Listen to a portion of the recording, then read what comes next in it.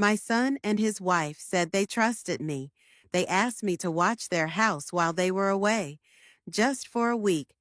They smiled as they left, even gifted me a bottle of wine, but they forgot to turn off the cameras.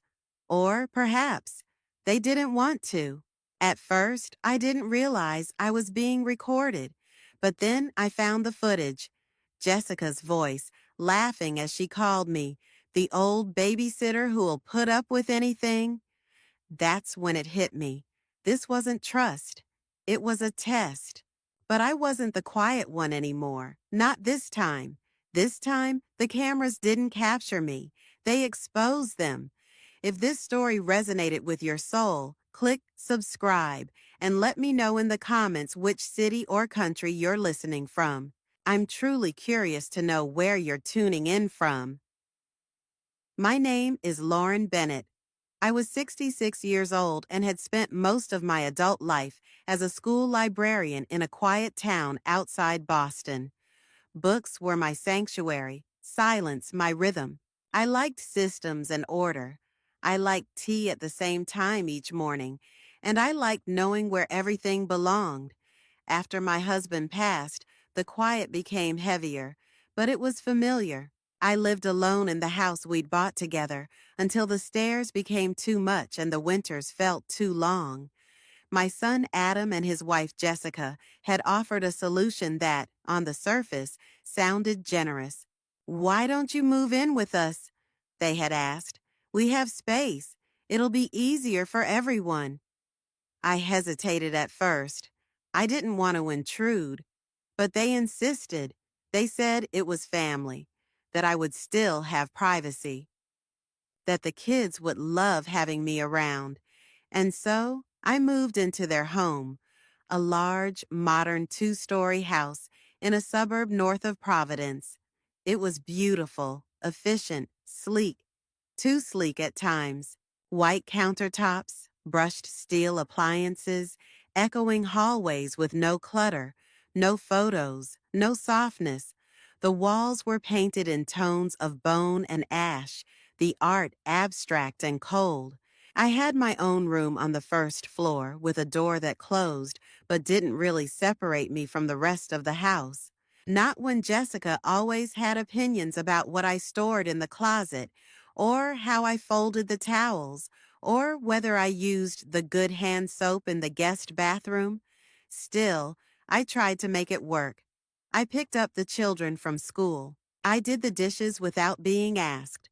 I took care not to leave a trace of myself in the shared spaces.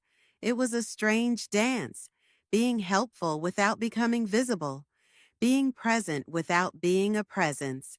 Jessica always smiled at me, but it was the kind of smile that stayed frozen just under the surface of her skin. Her eyes never smiled with her mouth. Then, one Wednesday morning in early May, she knocked on my door. She was already dressed in linen, holding a tablet in one hand and a mug in the other. She said they were going to Hawaii for a week. Just her and Adam, no kids. A couple's getaway, something they hadn't done in years. "We trust you," she said, "and honestly, we'd rather you stay here than be alone at your age." She smiled that practiced smile again, and I nodded.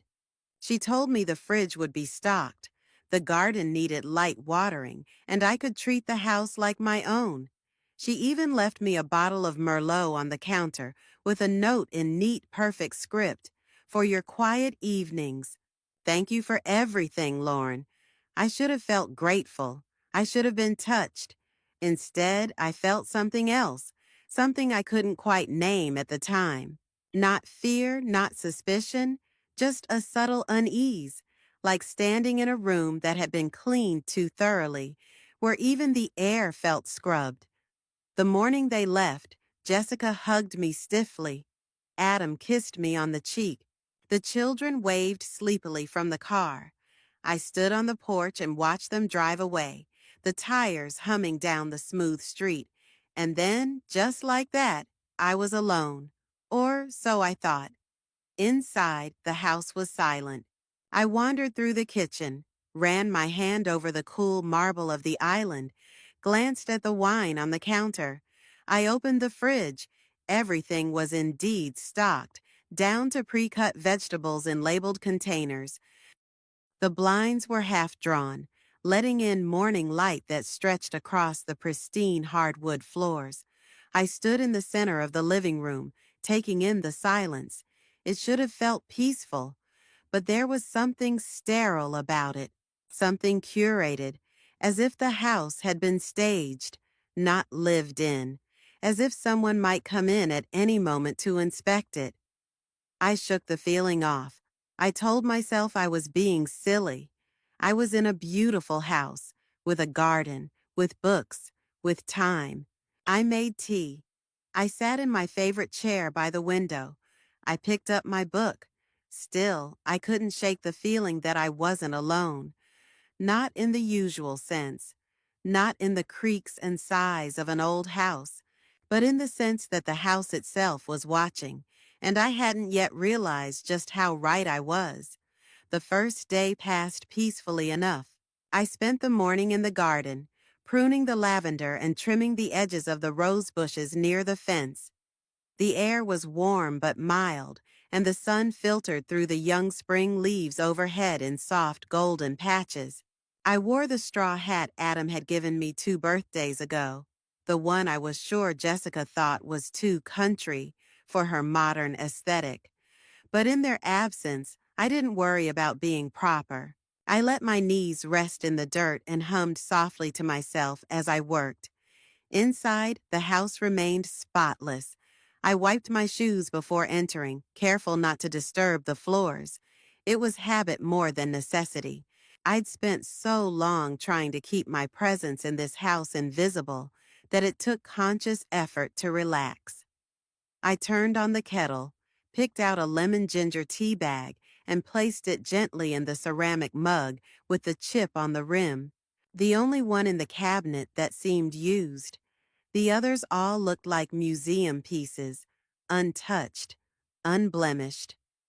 I drank slowly by the kitchen window, watching birds skip across the patio stones. The house was quiet, peaceful, almost too peaceful. I remember wondering if it always felt that way, or if the stillness had simply grown sharper in the absence of voices and footsteps. I took a slow walk through the downstairs rooms, just wandering, taking in the space I usually tiptoed around.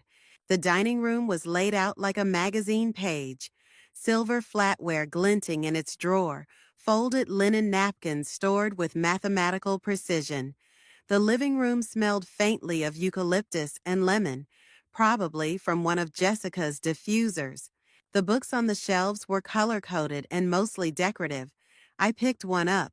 The pages were stiff, unread. The guest bathroom lights turned on automatically when I stepped inside. The mirror was spotless. I looked at my own reflection a little longer than usual. My eyes looked tired, I noticed, but also alert, almost curious, as though I were waiting for something. That night I made a simple dinner, soup and toast. I ate in silence, then washed the dishes and dried them immediately. I read for an hour in the living room, then returned to my bedroom to finish a crossword. And then, as I climbed into bed, I noticed it. A faint red light in the corner of the ceiling, blinking. At first, I assumed it was part of a smoke detector or a security alarm, but the blinking was rhythmic, alive, a small, persistent eye in the dark. I turned off the lamp and stared up at it. It was too small to be a smoke alarm, too high to be a typical camera, but I'd worked in a school long enough to know what a surveillance device looked like. The longer I stared, the more certain I became. I pulled the comforter up to my chin and lay still, heart slow but alert. I told myself not to overreact. Perhaps they'd installed cameras for security. It was a big house. Maybe they worried about break-ins. Maybe it was normal. But why hadn't they told me? And why was it in the guest room? The next morning, I tried to dismiss the thought. I went for a walk. I stopped at the corner bakery and bought a croissant. I sat at the park and watched a woman teach her child how to ride a bike. For a few moments, I let myself forget. But when I returned, the house felt different. Not just quiet, tense, like something waiting. I started noticing other things, the sound of a soft click when I entered the laundry room, the motion sensor that lit up a hallway even in daylight, the way Alexa suddenly chimed after a sentence I spoke out loud to myself in the kitchen, and the small, offhand comment Jessica had made last month. "We love our smart home. It listens better than the kids." That night, I stood under the blinking light in my bedroom. I pulled over a chair and climbed up. I looked closely, and I saw it. A pinhole lens. Subtle, hidden in what looked like a smoke alarm. But it wasn't one. It was a camera. And then it occurred to me. It had probably been recording the entire time. I stepped down slowly. My fingers were trembling, but not from fear, from realization. This wasn't about security. This was surveillance of me.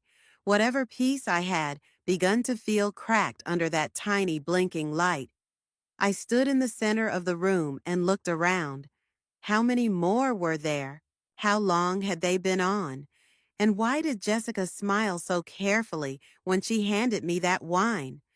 The house was quiet, but now it felt like it was listening and watching, and I no longer felt like a guest. I felt like a subject in someone else's experiment.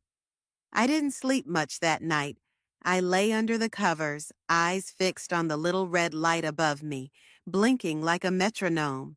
Every time I closed my eyes, I imagined someone watching. Jessica on a beach, sipping a cocktail, casually opening an app on her phone and watching me shift in bed, seeing what I wore, how I moved, noticing the way I muttered to myself when I read, seeing when I cried, if I cried. The next morning, I brewed coffee on autopilot. My thoughts felt like loose marbles rolling inside my skull. I tried to keep my hands steady as I sipped from my chipped mug, staring at the quiet living room. My stomach was in knots, but I knew one thing for sure. I had to find the rest of the cameras. I began in the living room. Slowly, methodically, I walked the perimeter of the space, pretending to dust. I scanned every corner, every electronic device, every bookshelf. There was a small circular object tucked among the fake books, its lens masked by a decorative black sticker. Another one disguised as a motion detector in the corner of the ceiling. I moved to the kitchen. There, inside what looked like a modern kitchen timer mounted above the fridge, I spotted another lens. Small, barely noticeable unless you were looking. But now that I knew what to look for, I couldn't stop seeing them. In the dining room, a camera hidden inside the light fixture, aimed directly at the table. In the hallway, a sleek black dot inside the thermostat. In the laundry room, another tiny eye watching from the shelf above the dryer. I felt the walls closing in. I made a list. I wrote down each camera's location in a small notebook I found in the junk drawer. I wrote quietly, carefully. I moved like a ghost through the house. I was no longer the house guest. I was a detective inside a crime scene. Then I reached the upstairs office. The room had always been off limits. Jessica once told me it was where she did freelance work and kept sensitive material. The door was usually locked, but when I turned the knob that day, it gave. I hesitated, then stepped inside. The office was nothing like the rest of the house. It was cluttered, not messy, but busy. Wires ran across the floor, and shelves were stacked with labeled boxes and tech equipment. On the desk sat a laptop, a monitor, and a small console blinking with green and amber lights. I sat down slowly in front of the computer. It was open. No password prompt. The desktop background was a photo of the kids on a hiking trail. There were folders on the desktop, one named Logs, one named Footage. I opened the second. Inside, the files were named by date and location. Kitchen 2024, May 9th. Living Room 2024, May 8th. Guest Room 2024, May 7th. I clicked one. The video opened silently. It was me, sitting in the living room, reading a book. I watched myself sip tea, scratch my arm, rub my temples, shift uncomfortably on the cushion. I looked so unaware, so exposed. I closed the file and opened another. There I was again, standing in the kitchen in my robe, washing a dish, staring out the window, mumbling to myself. It was all there. Every moment I thought I was alone. There were hundreds of videos, days, weeks, months. I had no idea how long they'd been recording me. One folder was labeled Clips. Inside were short videos, some only 10 seconds long, all marked with tags. Weird comments, muttering, crying. They were analyzing me, studying me, categorizing my life like I was some kind of behavioral subject. I stared at the screen, hands frozen over the mouse. Then I clicked on one last video, one that wasn't of me. It was Jessica, sitting in the office, laughing on a video call with someone I didn't recognize. She was holding a glass of wine. Her words were casual, but they landed like stones. She still doesn't realize she's on camera. It's honestly a little sad, she said. I think she talks to herself more than she talks to the kids. It's like she's trying to narrate her loneliness. The person on the other end chuckled. Jessica went on. I'm telling you, it's fascinating. I think we could actually cut together a short documentary. Portrait of the Forgotten Matriarch. I didn't move. I didn't cry. I just sat in that room, in that chair, in that sterile, blinking world they had built around me, and I realized I had been living in a dollhouse, a beautiful, polished dollhouse, where I was the exhibit.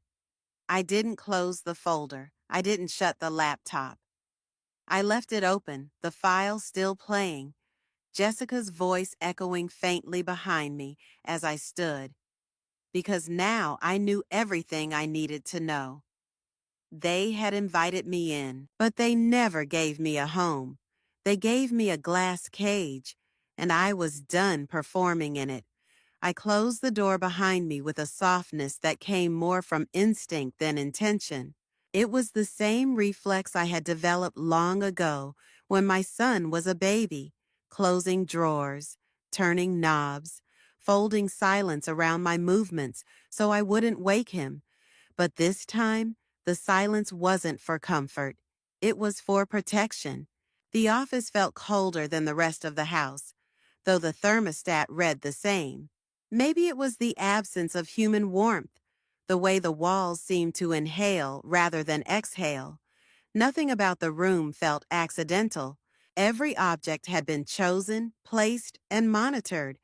I stood in the middle of the room, letting my eyes adjust. On the far wall was a sleek black cabinet with 2 locked drawers. There were cables running from it to a central unit on the desk, a custom rig with multiple ports, blinking like it had its own heartbeat. I approached slowly, studying the configuration. Even in my years at the library, I had never seen anything quite like this setup. To the left, beneath the window, was a filing cabinet. I opened the top drawer. Manuals, warranties, receipts, all neatly labeled. Security equipment, storage subscriptions, surveillance software. There was an invoice from a company I didn't recognize, but the description was clear. Custom remote monitoring package. It listed the house's rooms by name, including mine. They had paid to watch me in real time. I reached into my cardigan pocket and pulled out a flash drive, an old one I had used to store photos of Adam as a child. The irony didn't escape me. I slid it into the USB port of the desktop tower. A prompt blinked to life on the monitor. I began copying everything from the footage folder. It was a simple drag and drop, but it felt like an act of defiance. As the files transferred, I wandered further into the room. The second shelf above the desk held notebooks, not personal diaries, but project logs. One was labeled House Data. Inside were detailed entries, motion triggers, timestamps, keywords. One note said 6:43 p.m. Lauren speaks to herself about the birds. Emotional tone, nostalgic. Another, 10:10 a.m., appears to be looking at wedding photo, possible memory reaction. I wasn't just watched. I was studied. It was clinical, detached, not even cruel, just indifferent. That was somehow worse. I wasn't a family member in these notes. I was a test subject in a behavioral study. On the bottom shelf, I found a black leather binder labeled Security Authorization. Inside were forms, permissions for software access, equipment specs, and one printed page that chilled me, a clause about data sharing for research or media. Purposes. Jessica had signed it. I stared at her signature, neat and even, written in blue ink. It was the same handwriting she used for birthday cards, for grocery lists she left on the fridge. Now it was here, next to a paragraph that gave someone, maybe even more than one person, the right to observe and evaluate me. The files finished transferring. I ejected the flash drive and tucked it deep into my bag, beneath a paperback I had been rereading. Then I paused. There was one last drawer I hadn't opened, the lowest one, on the right side of the desk. I bent down and slid it open. Inside were photo prints of me, dozens of them, captured stills from the cameras. Me in the kitchen, me asleep, me watching TV, me brushing my hair. Some printed in color, some labeled by hand. Lauren, early morning. Lauren, with book. Lauren, crying. I didn't know what broke inside me in that moment, but something did. Not a loud break, not a scream, more like a crack in glass, long and clean and silent, but irreversible.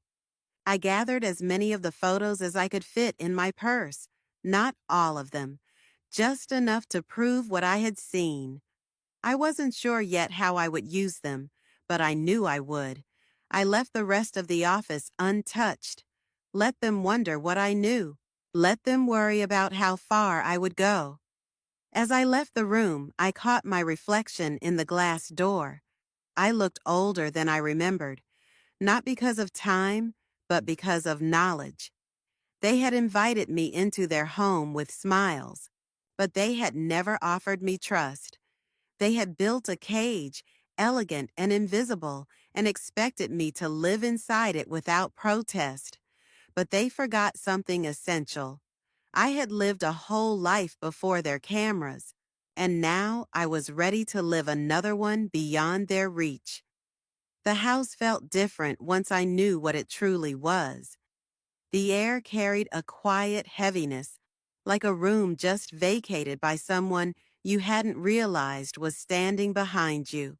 I could no longer walk freely from one room to another without imagining invisible eyes tracking my every step. The click of my heels on the tile, the sound of a chair scraping the floor, each noise echoed with an awareness I hadn't felt before. It wasn't fear exactly, it was clarity, cold, sharp, and merciless. I stopped pretending.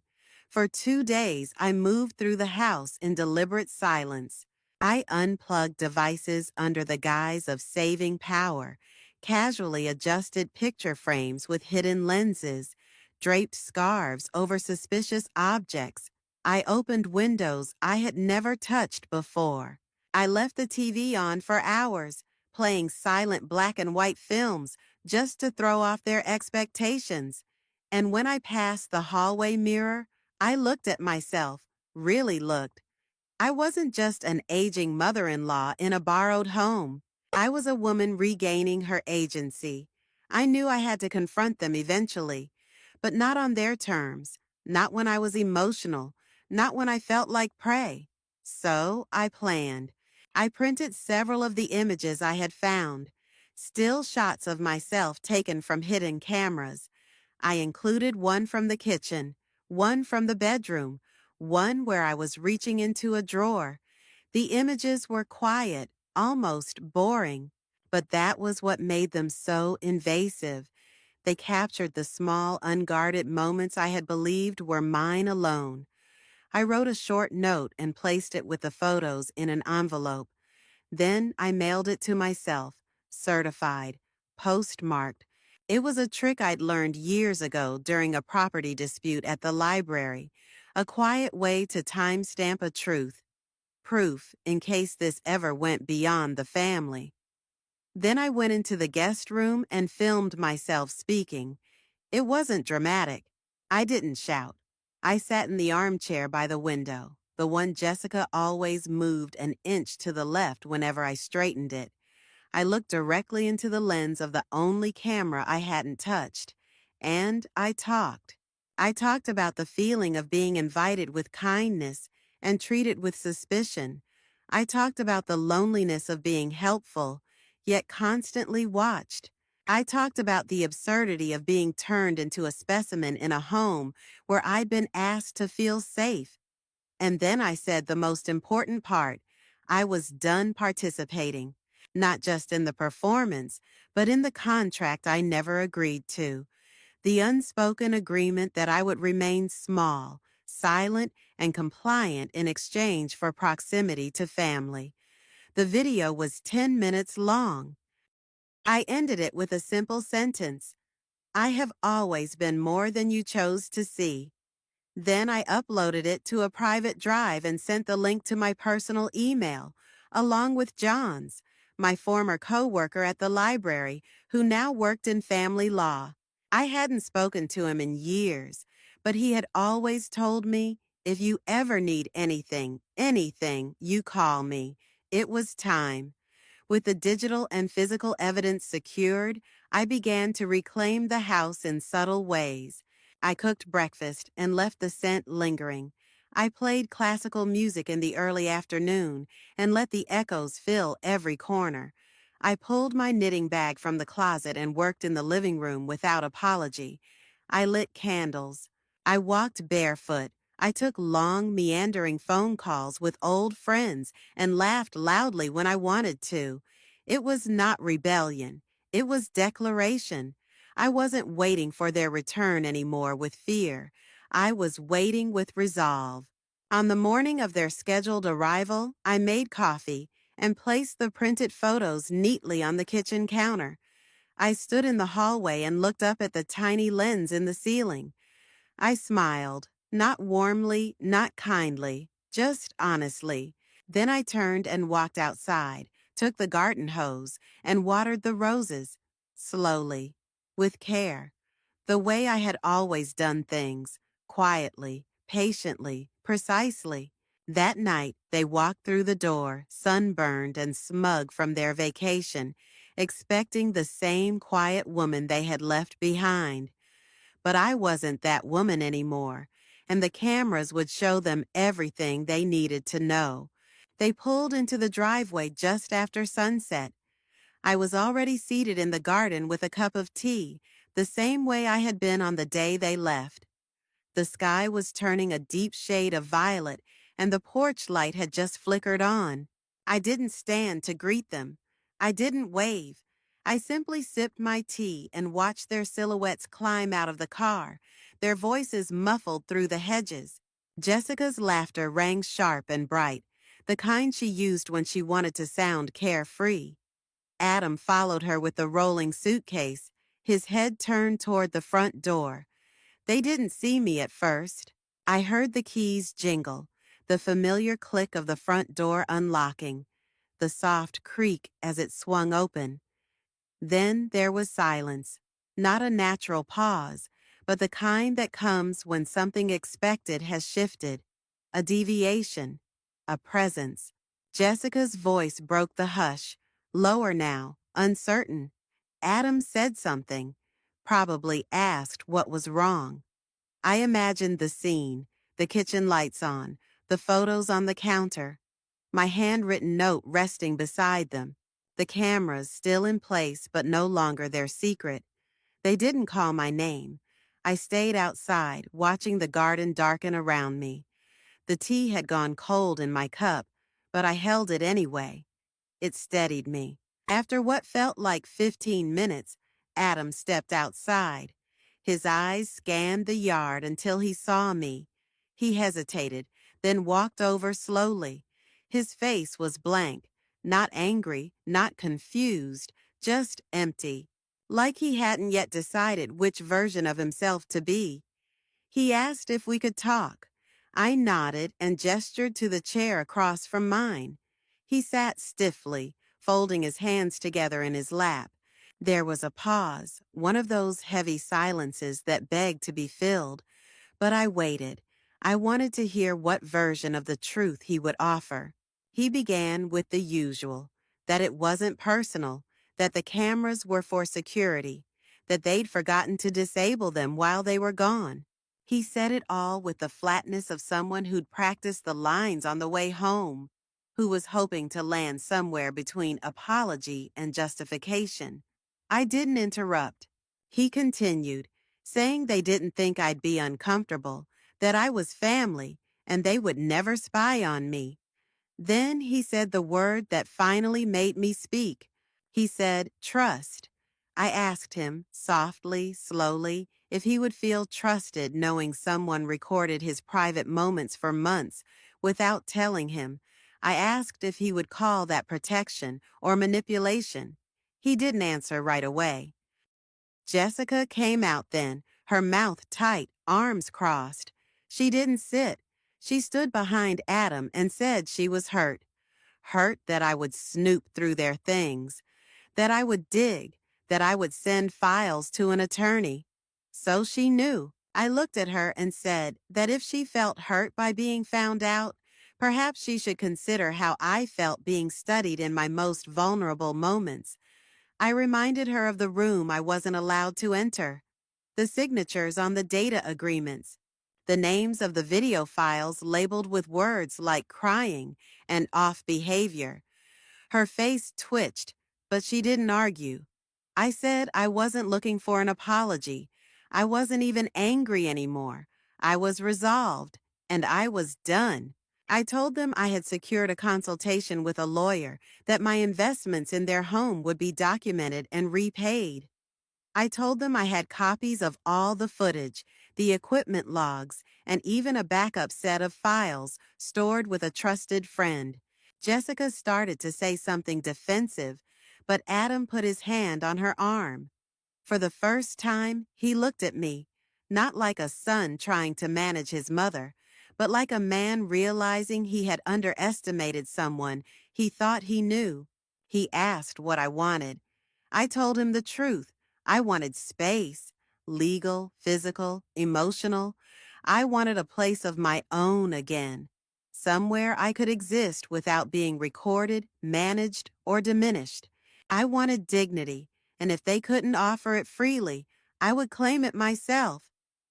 There was another silence, this one different, quieter. Adam said he understood. Jessica didn't speak again. She turned and walked inside. I stood up, left my empty cup on the table, and walked past Adam toward the house. He didn't follow. I went to the guest room, closed the door, and began to pack. There wasn't much. A few sweaters, books, some letters from old friends, the blanket I'd had since college. I didn't want their things. I wanted mine. I slept that night with the blinds open, the moonlight spilling across the floor.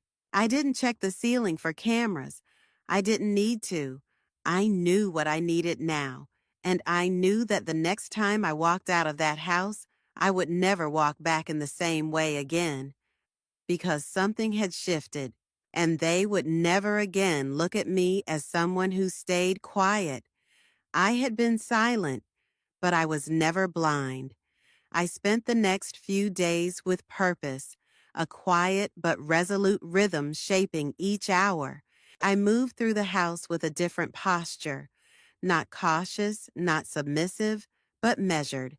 I was no longer a guest in someone else's version of family. I was a woman calculating her exit.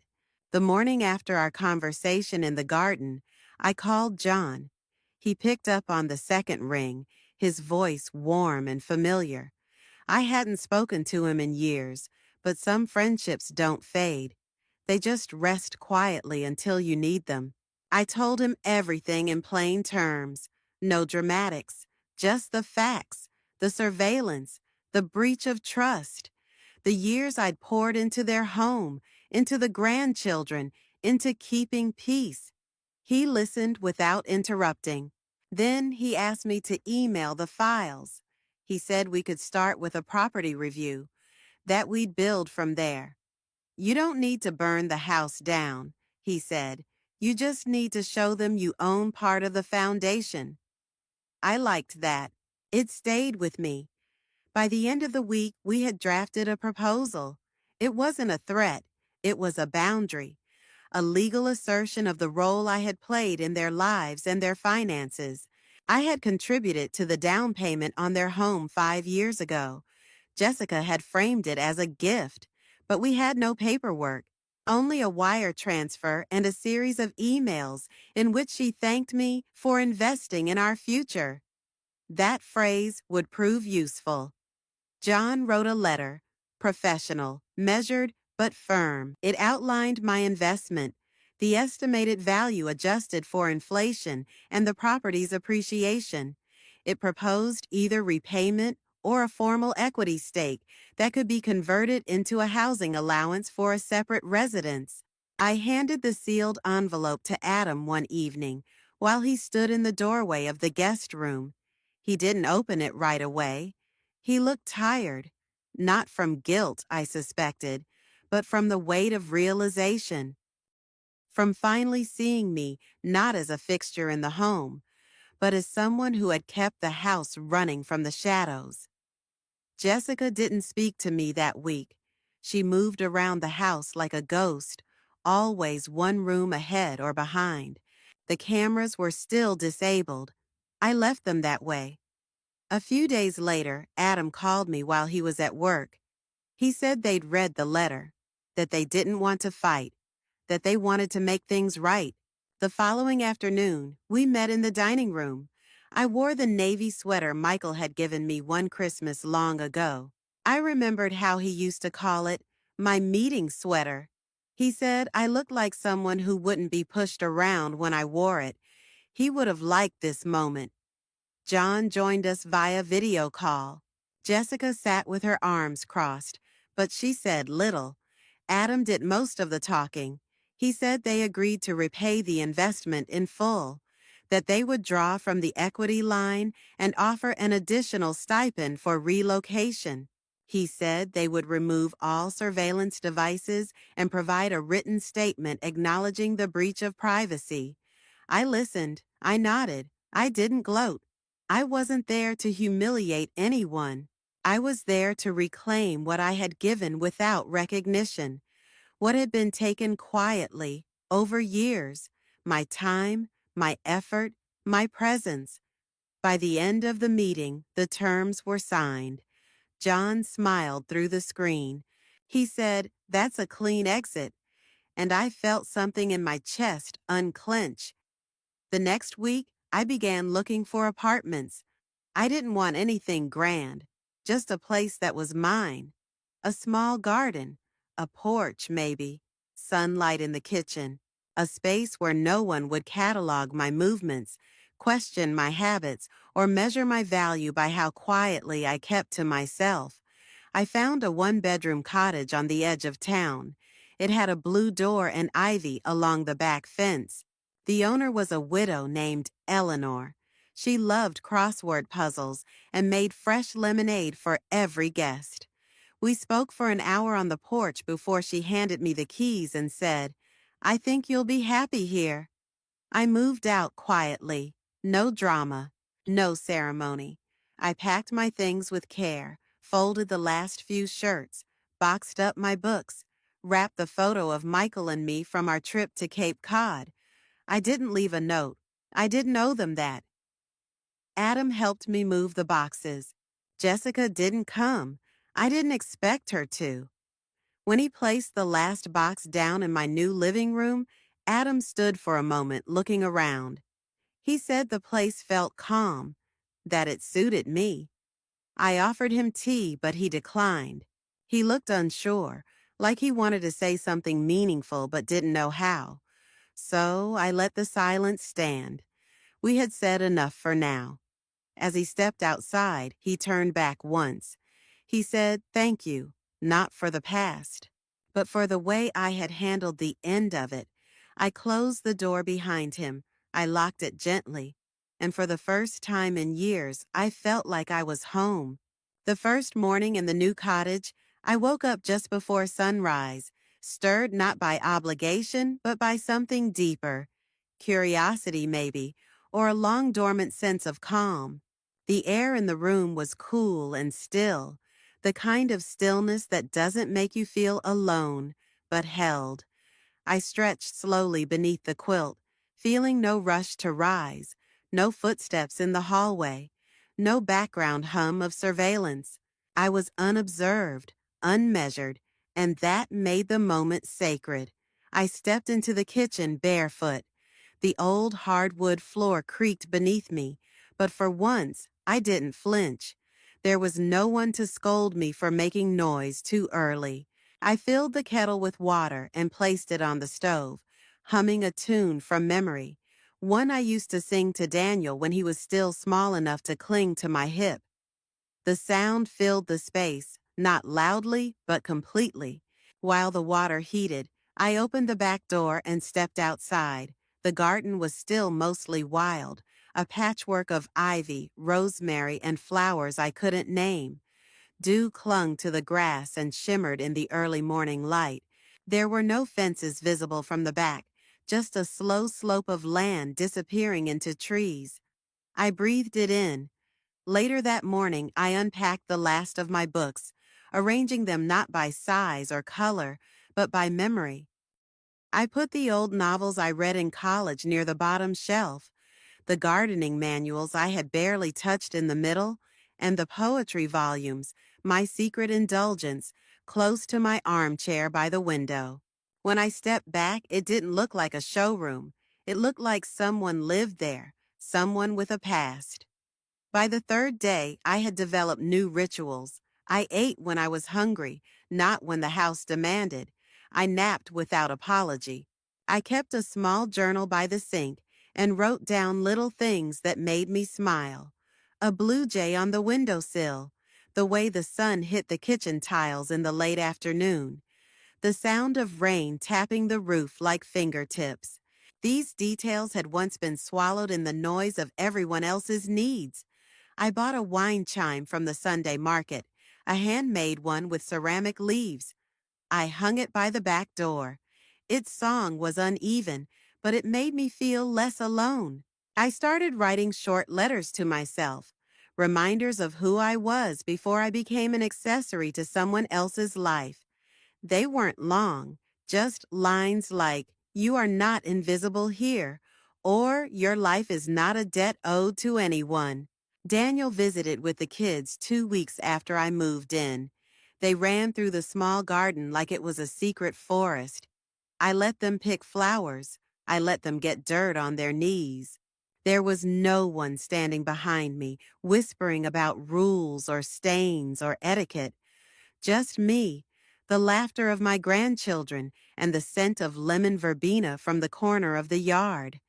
When Daniel left, he looked at me longer than usual. He said, "You seem peaceful." I nodded. That was the word I hadn't dared hope for. I told him I was learning how to rest. Truly rest. not collapse at the end of a long day of service, but rest in a space I chose, in a life I shaped. In the evenings, I would light candles, not because someone expected ambiance, but because I loved the flicker and warmth. I read poetry aloud, even if no one heard. I sang while folding laundry. I ate dessert first. I bought a used typewriter and typed small stories just to hear the click of the keys.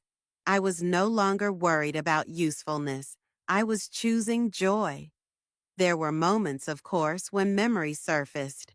I would walk by a mirror and remember the little red light blinking in the ceiling.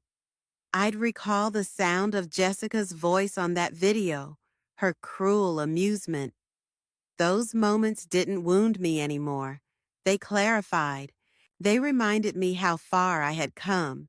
My home didn't have expensive art or voice-controlled lights, but it had windows that opened wide and let the air move freely. It had books that had actually been read. It had a table that held tea and bread and letters from friends. It had silence that wasn't empty. It had presence. I no longer worried about who was watching. There was no script to follow, no role to play. I was no longer the obedient guest or the quiet helper in someone else's life. I had shed those skins like winter coats in spring.